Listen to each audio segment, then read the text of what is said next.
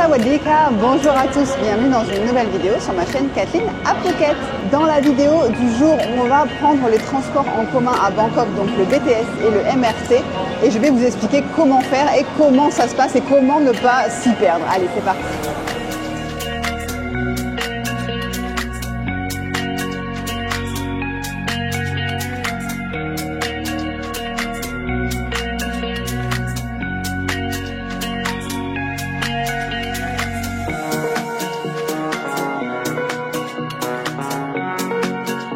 Alors, utiliser les transports en commun à Bangkok, c'est quelque chose qui est un petit peu compliqué au début, qui peut faire peur quand on n'est pas parisien et qu'on connaît le métro par cœur, par exemple, qu'on n'a jamais pris le métro. Ou ici, il y a deux choses, donc il y a le SkyTrain et le métro, je vais vous expliquer ça en détail. Mais donc au début, on prend les taxis parce qu'on se dit ça va être plus facile. Mais au fait, Bangkok est une ville énormément embouteillée. Donc on dépense pas mal en taxi, plus on perd du temps dans la circulation. Donc c'est quand même beaucoup plus simple de se balader avec les transports en commun, en tout cas avec le BTS et le MRT. Les deux sont ouverts de 6h du matin jusqu'à minuit, donc vraiment on peut l'utiliser toute la journée, même le soir si on doit sortir ou aller se promener pour aller au restaurant, on peut toujours revenir le soir avec les transports en commun pour rentrer à son hôtel ou à son appartement, donc c'est vraiment très facile d'utilisation. Il y a une carte que vous pouvez utiliser qui est en ligne, je vous mets le lien ici puis je vous le mettrai dans la barre de description, qui est vraiment très pratique pour pouvoir se repérer parce que sur la carte, elle va afficher autant le BTS que le MRT, que les lignes de train aussi et les connexions vers l'aéroport. Donc c'est vraiment très facile, même je crois qu'il y a les arrêts de bateaux aussi qui vont sur la Chao Phraya River. Donc c'est vraiment super bien fait, ça peut vraiment vous aider si vous avez besoin de savoir où aller, par où passer, etc. Donc il faut savoir qu'à Bangkok, vous avez le BTS. Donc le BTS, ça veut dire Bangkok Mass Transit System. On l'appelle aussi le SkyTrain parce qu'il passe dans les airs, il n'est pas sous terre. Et il a été lancé en 1999. En gros, il y a 64 stations desservies et 3 lignes principales. Donc vous avez la Sukhumvit Line, qui est la vert clair, qui est la plus utilisée par les touristes, parce qu'en gros, elle traverse le centre de Bangkok, vraiment du nord au sud. Ensuite, on a la Silom Line, qui est la vert foncé. Et elle est au sud-ouest de Bangkok. C'est une ligne qui est pas mal aussi utilisée quand même pour aller visiter certains endroits de Bangkok qui sont intéressants.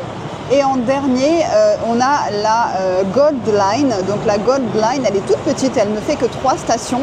Elle a ouvert en 2020 et c'était principalement pour desservir le nouveau centre commercial énorme qui s'appelle Icon Siam et qui est un nouveau centre commercial qui a ouvert, qui est vraiment impressionnant. Donc ils ont dû mettre quelque chose qui dessert ce centre commercial aussi. Ce qui peut être un petit peu perturbant, c'est de comprendre comment se diriger dans le BTS, savoir vers quelle station on va se diriger.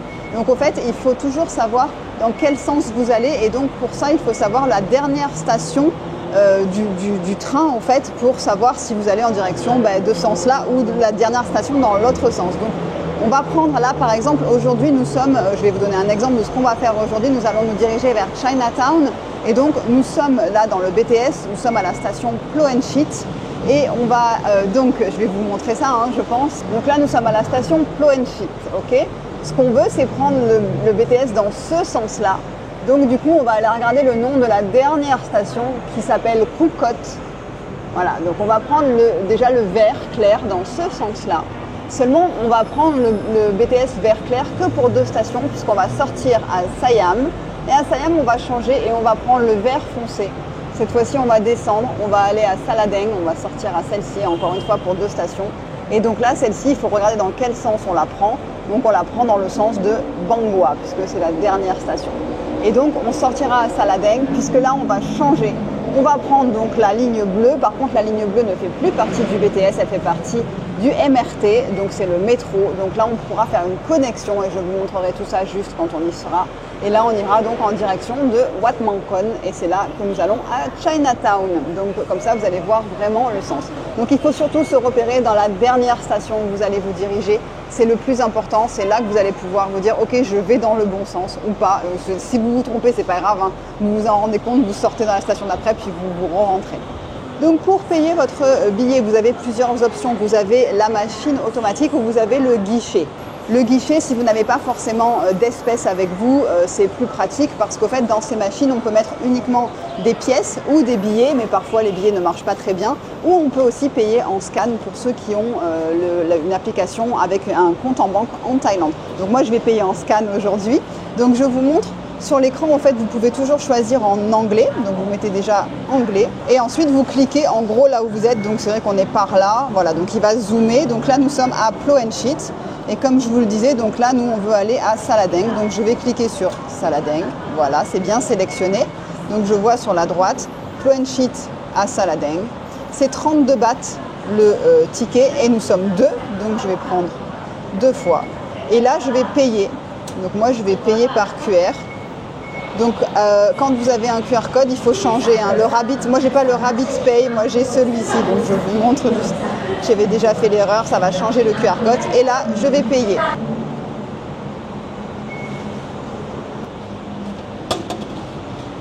Donc ça, ce sont les billets. Donc ce sont des cartes.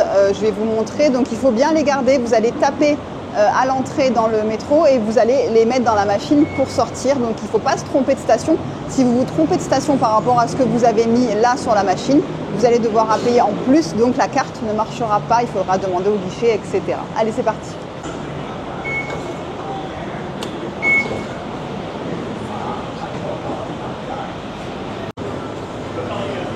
Donc là, vous voyez bien qu'il y a marqué donc, en direction de Phuket. C'est ce que je vous avais dit. Donc là, on va en direction de Phuket.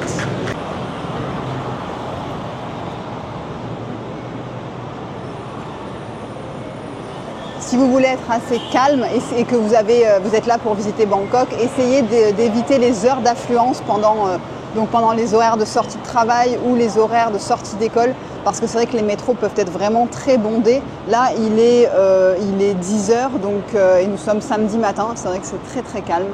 Donc là, ça devient agréable de prendre les transports en commun, d'autant plus que les rames de métro, de Skytrain, enfin voilà, tous les transports en commun sont climatisés. Donc c'est bien agréable parce que là, il commence à faire bien chaud là déjà.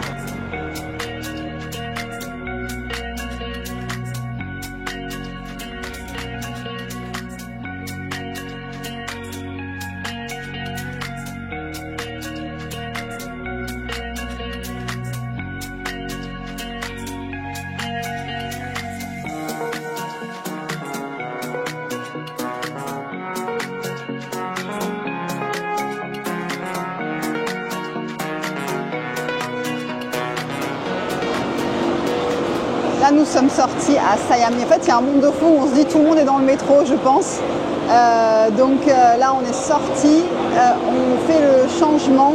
Donc là, maintenant, on va prendre la Silom Line, la vert foncé, et en direction, donc pas de National Stadium, de l'autre côté. Donc, il faut que je regarde sur quelle plateforme on va. Bang Kwa. Donc c'est ça, on descend, on va le prendre en dessous.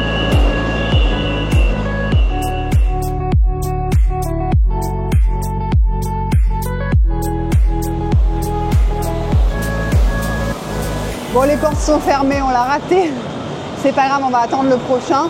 En gros, il y en a, on va dire, toutes les 5-10 minutes. Donc, on n'a jamais très longtemps à attendre. Donc, vous voyez qu'il y a des flèches sur le sol. Et donc, les flèches, ça va être les flèches pour les gens qui sortent et les gens qui font la queue pour rentrer dans le train.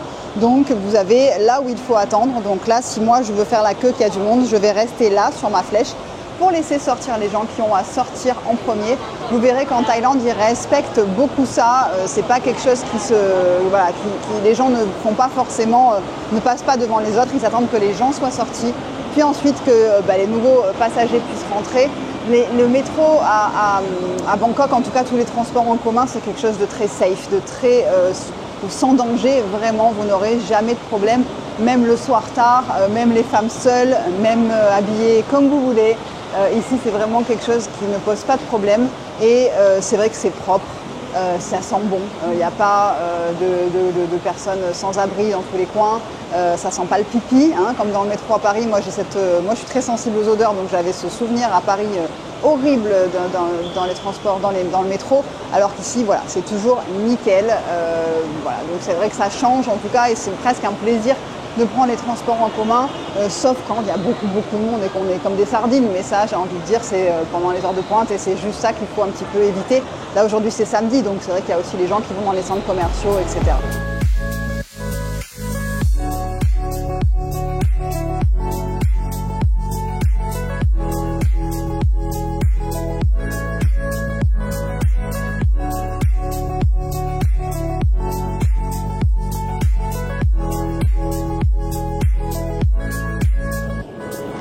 Elle nous répète qu'au fait, il est interdit de boire et de manger dans le BTS. Donc les gens peuvent emporter avec eux quelque chose, mais ils n'ont pas le droit de manger pour éviter d'avoir des déchets, de la saleté et que ça reste propre. Parce que franchement, regardez le sol, c'est nickel. Donc là, en fait, elle montre en effet que cette station-là, on a la connexion avec le MRT, donc on va pouvoir faire un changement et changer de moyen de transport parce que ce n'est pas la même société qui gère le BTS et qui gère le MRT. ผู้โดยสารโปรดทราบขณะเข้าออกขบวนรถโปรดระวังช่องว่างระหว่างพื้นชานชาลากับขบวนรถ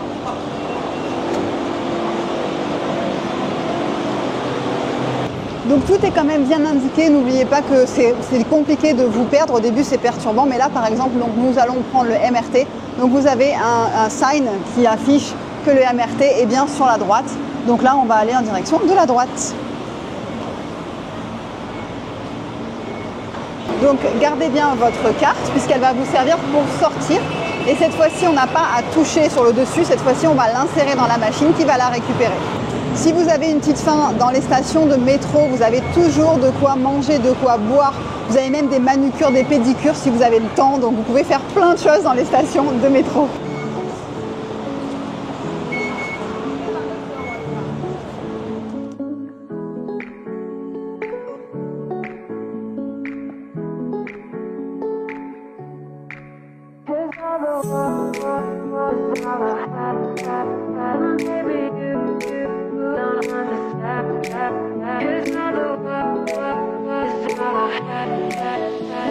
Contrairement au SkyTrain donc, qui était en hauteur dans les airs, comme son nom l'indique, là nous allons prendre le MRT. Donc le MRT qui lui est sous terre. MRT ça veut donc dire Metropolitan Rapid Transit System et il a été ouvert en 2004. Il est composé de 2 lignes et il y a des nouvelles lignes en construction et qui ouvrent au fur et à mesure des années. On va donc prendre notre ticket, ça fonctionne de la même manière, vous pouvez prendre au guichet ou vous pouvez le prendre aux machines. Par contre là vous allez avoir, on a des petits jetons noirs et on n'a pas la carte mais sinon c'est exactement pareil. Donc on va choisir notre destination sur la machine. Donc là ça fonctionne de la même manière, vous mettez anglais pour pouvoir avoir ça et pouvoir comprendre. Et nous allons donc à Wat Mangkhon, donc je vais cliquer sur Wat Mangkhon. Donc c'est 22 bahts pour une personne et donc nous allons prendre 2 personnes, donc 44 bahts. Par contre là je crois qu'on ne peut pas payer avec le scan. Donc sur ces machines, je croyais qu'on pouvait scanner mais on ne peut pas scanner, donc on va payer en espèces. Là j'ai mis un billet de 100 bahts, donc ça nous fait 44 bahts. On a gagné. On a gagné au loto. Voilà, donc j'ai bien les jetons. Donc on a nos petits jetons qui vont nous servir à passer et je vais regarder, donc c'est le même sens cette fois-ci. Il faut bien regarder la dernière station pour savoir dans quel sens vous allez vous diriger pour ne pas se tromper de sens encore une fois. Le MRT est en partenariat avec Visa, comme vous voyez derrière moi. Donc ceux qui ont des cartes Visa, vous pouvez, sans prendre de ticket ou sans payer au guichet, vous pouvez taper la petite puce de votre carte Visa sur la machine à l'entrée et pareil à la sortie et ce sera débité sur votre carte Visa. Nous, en tout cas, avec nos cartes de crédit qu'on a ici en Thaïlande, c'est des Mastercard, donc ça ne passera pas.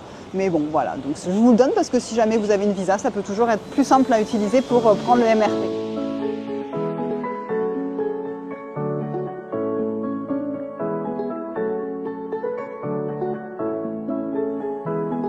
L'avantage, c'est que dans le métro, donc le téléphone capte. Vous avez du réseau sans problème. C'est pour ça qu'ils sont tous sur leur téléphone. Je crois que j'ai jamais vu des Thaïlandais lire un livre ou lire un magazine ou un journal. Jamais vu, en 10 ans. Ici, vous voyez, tous les gens se restent collés sur la droite et vous laissez passer la place pour ceux qui veulent aller plus vite sur la gauche. En Angleterre, c'est pareil, hein. C'est vrai qu'ici aussi, on respecte les règles.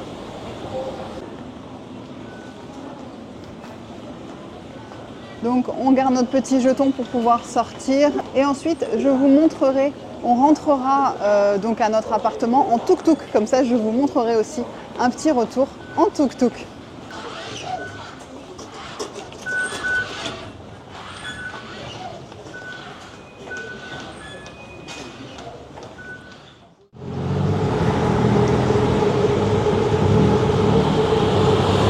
Vous avez toujours la possibilité de prendre des tuk-tuk aussi quand vous venez à Bangkok. Bien évidemment, Bangkok, c'est la ville du tuk-tuk. D'ailleurs, on me demande parfois si à Phuket, il y a des tuk-tuk. Eh bien non, il n'y en a pas. Donc là, vous pouvez tout à fait prendre des tuk-tuk. Sachez par contre que les prix sont assez élevés. En tout cas, c'est plus cher qu'un taxi traditionnel.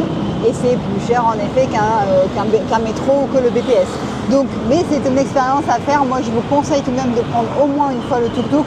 Essayez de négocier un petit peu les prix, quand ils vous annoncent un prix, essayez de négocier un petit peu, 50 bahts, 100 bahts en moins. C'est pas quelque chose qui se prend sur des longues distances non plus, hein, c'est pas forcément très confortable, c'est bruyant, mais voilà, c'est une expérience à faire quand on vient à Bangkok, ça c'est certain.